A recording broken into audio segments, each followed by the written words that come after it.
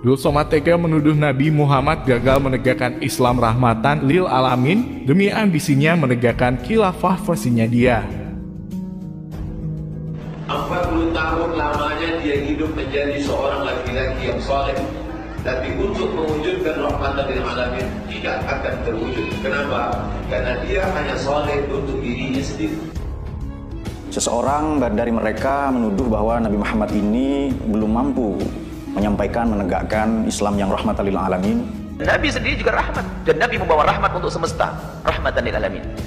Rahmat untuk manusia, rahmat untuk binatang. Turun wahyu kepadanya 13 tahun lamanya. Dapatkah dia wujudkan rahmatan lil alamin? Tidak. Bagi mereka, rahmatan lil alamin ini hanya bisa dicapai melalui tegaknya khilafah Islamiyah. Kapan rahmatan lil alamin itu baru dapat diwujudkan? Bukan dengan kenabian, bukan dengan Al-Quran di tangan, tapi setelah tegaknya khilafatul nubuwwah.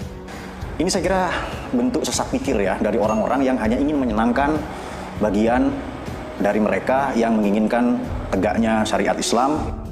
Kalau ngajak keluarga diberkan, apalagi membuat satu sistem pemerintahan baru, apa tadi namanya, khilafah. Di dalamnya nggak boleh. Bukhot namanya.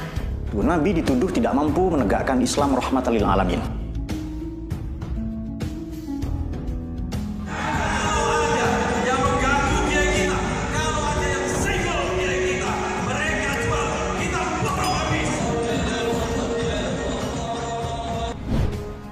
Dul Somad, Ustadz pujaan Bani Kadrun ini nampaknya merupakan seseorang yang sangat oportunis yang sanggup menghalalkan segala cara demi mencapai ambisinya. Dari semua kasus yang pernah ia buat, kasus inilah yang paling tidak populer diberitakan oleh media. Padahal ini merupakan kasus besar yang pernah dibuat oleh Dul Somad, di mana dia menghina Nabi Muhammad dengan menuduh bahwa nabinya umat Islam yang sangat mulia tersebut tidak mampu mewujudkan Islam rahmatan lil alamin yang menjadi tugas utama beliau diutus menjadi nabi di muka bumi.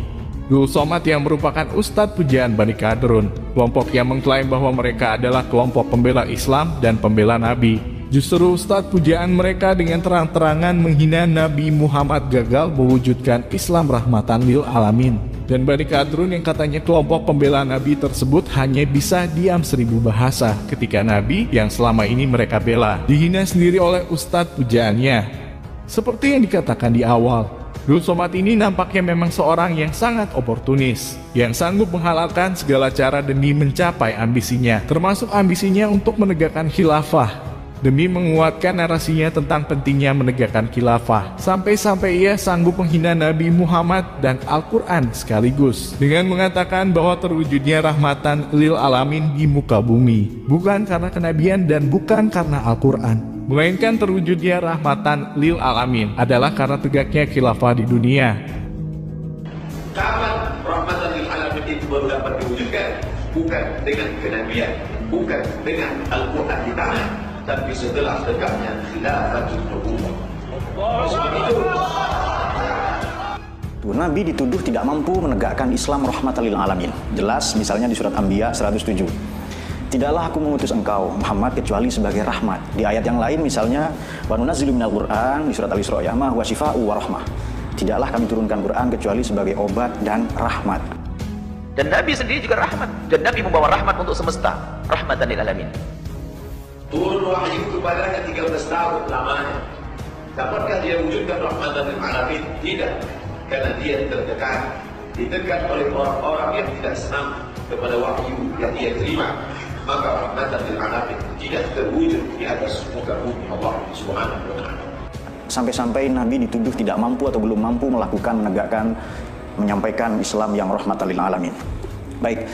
Kira-kira di Maulid Al-Barzanji salah satunya ketika Kanjeng Nabi SAW berumur 30 tahun, Nabi sudah menyelesaikan pertikaian yang nyaris berujung pada pertumpahan darah, pertempuran, peperangan, percekcokan, perselisihan antar suku ketika Mekah diterjang oleh banjir bandang sampai-sampai Ka'bah ini runtuh.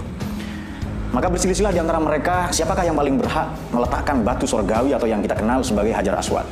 Tetapi kemudian dengan kecerdasannya, dengan fatonah, dengan kecerdasan profetik, Nabi mampu mendamaikan pertikaian padahal wahyu belum turun. Nabi Muhammad belum diangkat menjadi rasul.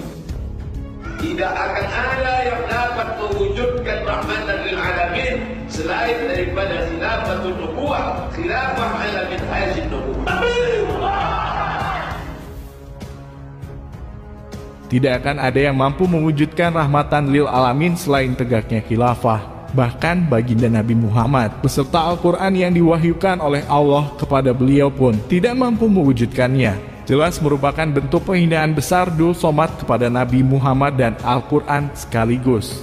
Nabi Muhammad diutus oleh Allah adalah sebagai Nabi pembawa rahmat. Dan agama Islam yang dibawa oleh beliau juga jelas merupakan agama yang rahmatan lil alamin, yang oleh Allah ditugaskan kepada Nabi Muhammad untuk disebarkan kepada seluruh umat manusia.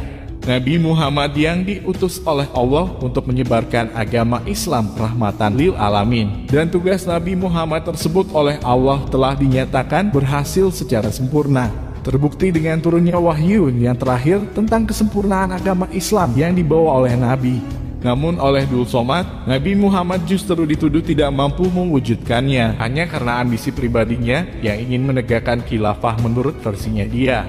Dalam hal ini pun Dul Somad juga jelas telah mengingkari hadis Nabi karena dia berkeyakinan bahwa runtuhnya khilafah itu sejak runtuhnya kerajaan Turki Utsmani. Padahal hadis Nabi jelas telah mengatakan bahwa khilafah ala minhajin nubuwah hanya bertahan 30 tahun setelah wafatnya Nabi, dan itu berarti sudah selesai semenjak terbunuhnya Sayyidina Ali. Al-khilafatu fi ummati talatuna sana. Zaman khilafah di tengah-tengah umatku hanya 30 tahun. Tsumma mulkun, lalu diganti dengan kerajaan. Menegakkan yang sudah pernah ditegakkan oleh Sayyidina wa Maulana Muhammad sallallahu alaihi wasallam, yang diteruskan oleh Sayyidina Abu Bakar, Umar, Utsman wa Ali wa kulli sahabat Rasulullah ajma'in, sampai akhirnya ditumbangkan oleh Mustafa Kemal Atatürk pada tahun 1924. Turki Utsmani bukan khilafah. Kan banyak orang demo-demo itu mengklaim runtuhnya khilafah Islamnya tahun 1924. Ya bukanlah. Selesainya khilafah Islamnya wafatnya Imam Ali. Rahmatan lil alamin hanya bisa tegak dengan tegaknya khilafah. Ini sesat pikir.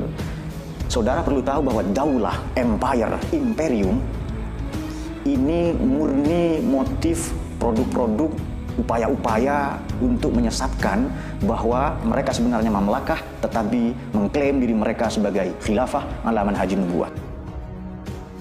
Kesesatan berpikir Dul Somad tentang khilafah ala minhajin nubuwah yang menurut dia diruntuhkan oleh Mustafa Kemal Atatürk pada tahun 1924 jelas sangat berpotensi untuk menyesatkan pemahaman umat Islam dari ajaran Ahlus Sunnah.